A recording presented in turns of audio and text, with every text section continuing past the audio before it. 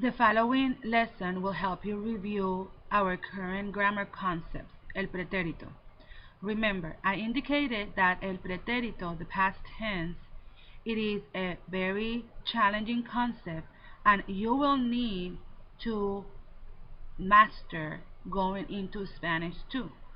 So we will spend a little longer with this grammar concept to make sure that you understand clearly the use of the past tense. Now, there's some things that you have to remember. How to conjugate a verb, what is a stem, what the word infinitive means. Those are things that we learned back in August. So, today we will review what we've been doing in class for the past few weeks, el pretérito, or the pretérito of regular verbs. Remember, we have some weird verbs, so we will look at those too. Let's get ready. You learned that the pretérito is used to express past tense, an action that is terminated or completed at a given point in the past. An action or state that occupies a limited period of time, or an action with a specific beginning or end. Remember, you're learning the basic past tense pretérito, but in Spanish we do have some different uses for the verb in the past tense. Right now you're learning that it has a specific beginning and end, specific time period, or an action that is terminated or is just completed. Make sure that you refer back to your orange paper, which is the orange worksheet where we took notes on the pretérito, and then you can go along this presentation and your notes.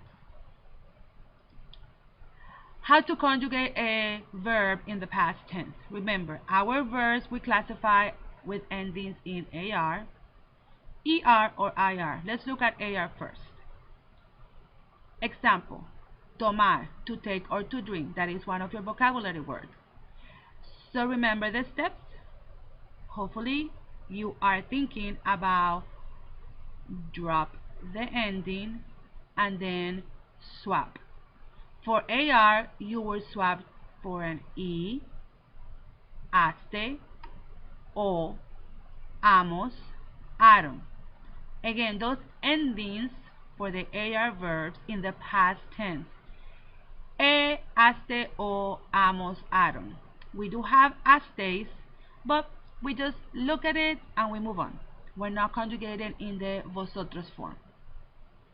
Now notice that you have your acento or accent. That accent is not there, it is incorrect. Accents are very important when it comes to the past tense. One more time. Haste, o, amos, aron. Ejemplos. Tomar, to take. Now think about your vocabulary words and you can refer back to your vocabulary list. Tomé el desayuno en la mañana. Mañana meaning morning time, not tomorrow. I ate breakfast this morning. Tomé is the verb in the past tense, and if you're looking at your orange paper, en la mañana is indicating morning time, so that is in a specific period of time in the morning. So that indicates as a trigger word that you're talking in the past tense. Now remember, if I take away this part, en la mañana, tomé el desayuno, the only indication that we know it is in the past tense or the pretérito is that accent. We do not have a trigger word or a clue to let us know in the sentence that is in the past tense.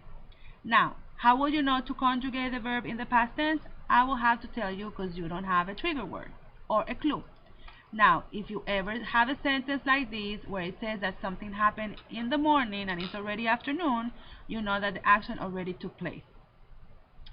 Elena tomó un refresco en la cena anoche. Anoche is your trigger word.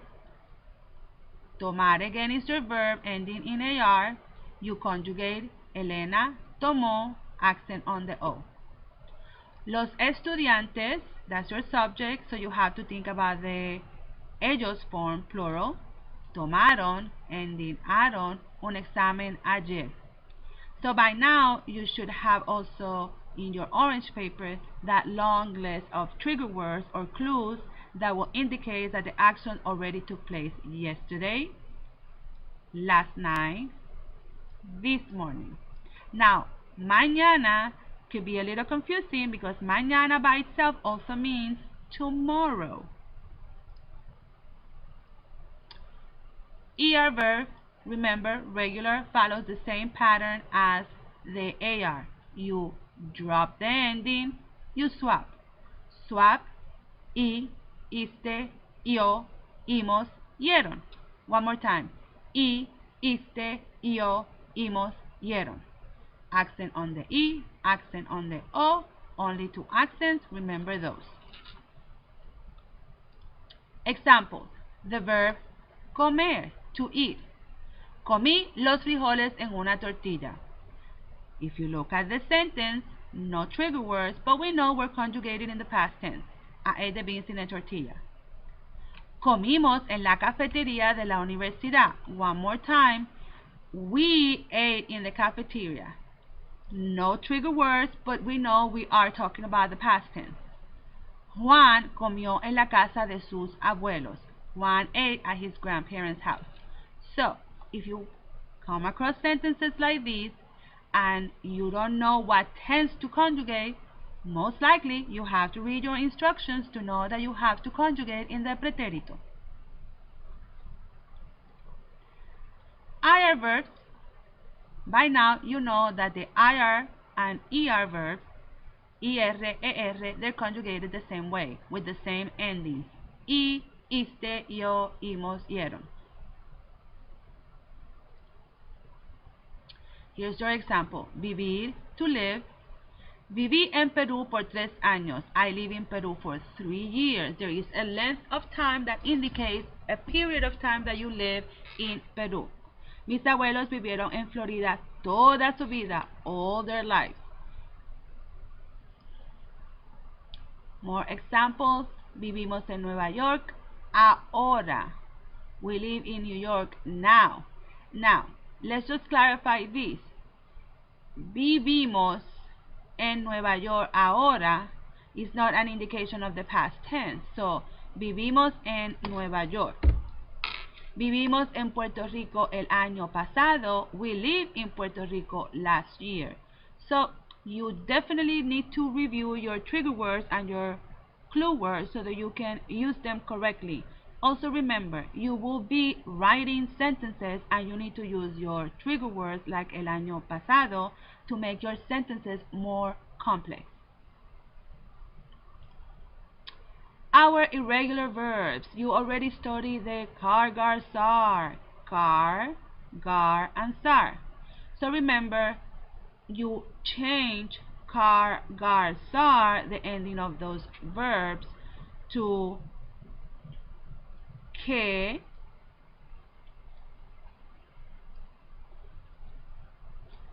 then you change to ge,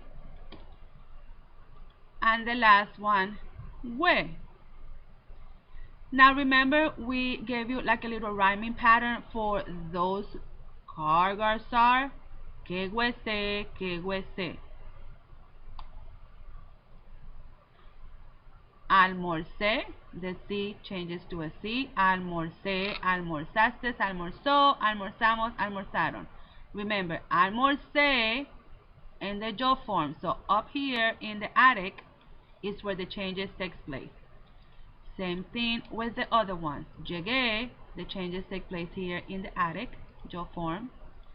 Busqué, changes take place here in the attic, yo form.